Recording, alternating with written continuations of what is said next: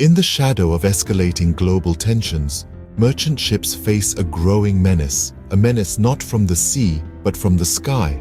Drone attacks. These unmanned aerial vehicles, with their stealth and precision, have been increasingly used to target merchant ships, especially in the waters around the Red Sea.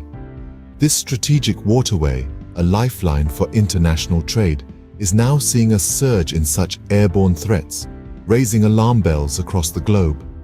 These attacks are not just disrupting maritime trade, but they are also posing a significant threat to international security. The potential implications are vast, ranging from economic fallout to geopolitical shifts. And it's not just the immediate vicinity of the Red Sea that's at risk.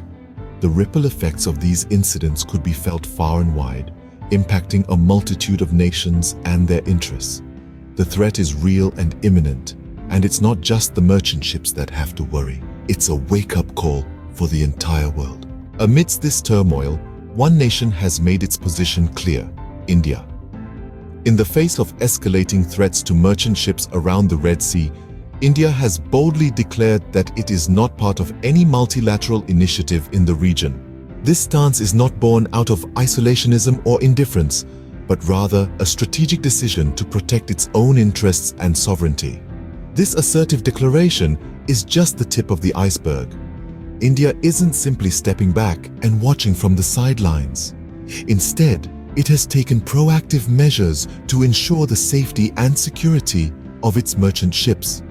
In a notable display of its commitment, New Delhi has mobilized its defense forces as a deterrent against potential threats. This move sends a powerful message to the world. India will not compromise on the safety of its maritime trade routes. The voice behind India's firm stance is none other than Arindam Bagchi, the outgoing spokesperson of the Ministry of External Affairs. His statements reflect the country's unwavering resolve to protect its interests. India's stance, as articulated by Bagchi, is not a knee-jerk reaction to the current crisis. Rather, it is a calculated move based on a strategic understanding of global power dynamics and the country's role within them. India stands firm, not bowing to pressure, but rather taking the bull by the horns, ensuring the safety and security of its merchant ships.